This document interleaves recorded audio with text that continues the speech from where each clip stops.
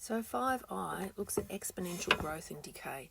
So let's just have a little refresher of what exponential growth actually is. So exponential growth is when something is increasing, an amount is increasing by an increasing amount each time. And decay is when it's decreasing by a decreasing amount each time. So let's have a look at this exponential function here, which is y is equal to 2 to the power of x. And we'll have a look at what's happening for increasing values of x, what's happening to the y. So when x is equal to minus 3, y is equal to 1/8. When x is equal to minus 2, y is equal to 1/4. So it's increased in size by 2, so it's doubled. Okay. When x is equal to minus 1, y is equal to 1/2. And then from 1/4 to 1/2, it's doubled again. And then it continues to double, double, double, double. So the y value is doubling every single time. So if we look down at the little graph in the corner down here, each time we increase the y value, this distance here for 2 to the power of x is doubling. Double, double, double, double. Now the definition says that it's increasing by an increasing amount each time. And what that means is if you look down here, as we go from x is equal to minus 3 to x is equal to minus 2, you can think of it as adding 1/8. And then the next time, as we go from 1x to the next value, we add 1/4.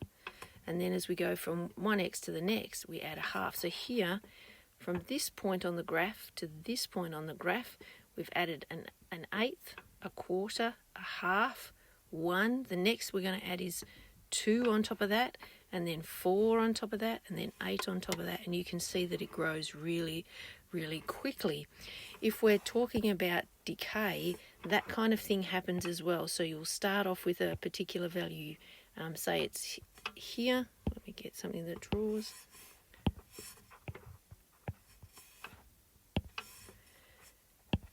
Here.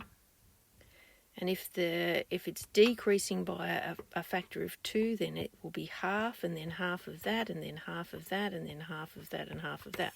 And you can see the same thing here, that each time it's going down by a smaller amount each time. So it's decreasing by a decreasing amount. So exponential graphs, let's have a look at what we've got for different bases here. So our base is a. Now if a is a value that's greater than 1, we get increasing values each time. So some examples are these functions here with all the different bases you can have. Base 2, if it's doubling every time. A base of 1.1, so this is like a 10% increase each time. So it's like 110%. 10.3 to the power of x, e to the power of x, you've all seen these, and these are some of the models that we'll use.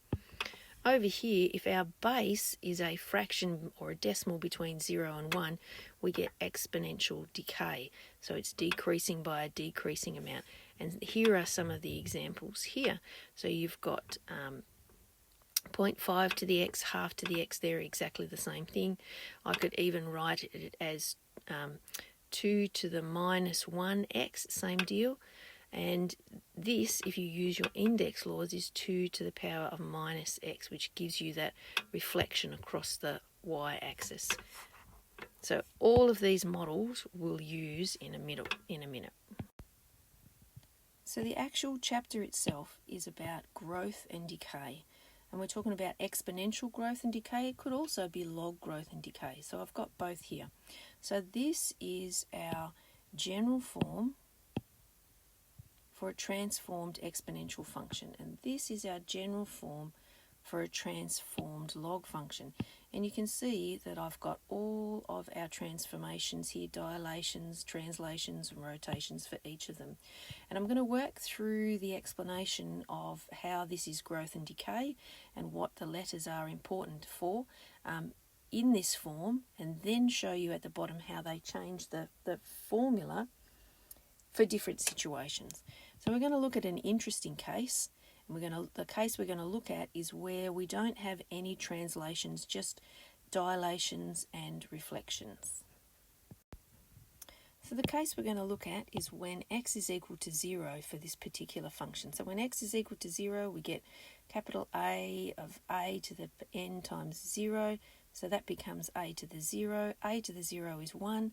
So you just end up with y is equal to a. So in this case, what we have is this a amount at the front. So that a amount there is actually how much you've got when x is equal to 0. So for models of growth and decay over time, often you'll see a little t at the top here. They call this a value at the front the initial amount, and that is because that's the amount how much there was at the start.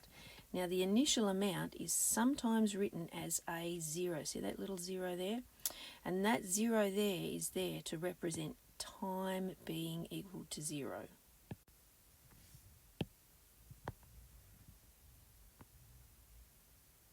So sometimes you'll see the equation written with that a0 in there and this a0 in here and a t at the top, and sometimes instead of an n they'll use the letter k up here just to make it even more confusing. So it's still exactly the same formula. Can you see that in the position of a is a0, in the position of n you've got k, and where the x is you've got t instead. So some of the other versions of that general formula that they use are this thing here, which is population growth. You can see it's got a p0 at the start, some base factor here, could be some number. If the population is increasing, if it's say increasing by 10%, if it's increasing by 10%, so increasing by 10%, then our base will be equal to 1.1, so it's 110%. If it's decreasing by 5%, then our B would be equal to 0.95. So that's for our populations. So here you can see if we've got a population of 500 at the start, this 2 here is telling us that our population is doubling each time. This is the formula that's used to determine cell growth because each of the cells splits into 2. And here's its little graph here. So it starts at t is 0 and continues up this way. It's not defined for t less than 0. The other formula that you often see is this one here. Oops, just put a box around that one, which is our formula for radioactive decay. Now these two formulas, or any other formulas, you don't need to remember. If they are doing something like this in the exam, they'll need to give you a formula and explain what it's for. But it uses these in the exercises, so here they are. So this is the formula for radioactive decay. You'll notice that the K up here, the power, has a minus sign in front of it so that you get that decrease, because that's the graph there of y is equal to negative x. It's a decreasing graph. And so your radioactive decay graph looks like this thing here, where the amount that you have at the start is A0. And then if you can find half the amount that you had at the start and then find the time for it, that's what's called the half-life. However long it takes to go from the full amount to half of that full amount, that's called the half-life. Now this example here, which is example 35 in your book, is a very, very challenging question. There are approximately 10 times as many red kangaroos as grey kangaroos in a certain area. Alright, so what I've got here, initially there's more red kangaroos because there's 10 times as many red kangaroos. So if we make R be the amount of red kangaroos, that's 10 times the initial amount of grey kangaroos. So the initial amount of red kangaroos is equal to 10 times the initial amount of grey kangaroos. And that's what those things are saying there. Then the question goes on. If the population of grey kangaroos increases at a rate of 11% per annum, right, so what that's doing is giving us information about an exponential function. So the amount of grey kangaroos is increasing at a rate of 11%. So it's 100% plus another 11% each time. So that's where our base comes from for this exponential function here. And G naught, of course, is our initial amount. So reading on. While that of the red kangaroo decreases at 5% per annum. So that brings us down to here. The number of red kangaroos is going to be decreasing by 5%. So 95% of them will be left, which is why 0.95 is our base here. And that is our initial amount, and each time we pass a year, we're multiplying the amount that's there by 0.95 to drop it by 10%. Now, interestingly, that R0 we could also write as this formula up here. So we're going to replace that R0 with 10 times G0, which is what we've done here. So now we've got a formula that relates the number of red kangaroos at any time to the initial number of grey kangaroos. All right, so then the question says, find how many years must elapse before the proportions are reversed. So when the proportions are reversed, there are more grey kangaroos. And in fact, the grey kangaroos will be 10 times the red kangaroos. So now this is where we're going to use our other formula. So we're going to replace the G with the rest of the formula from here. Replace that R with that rest of that formula.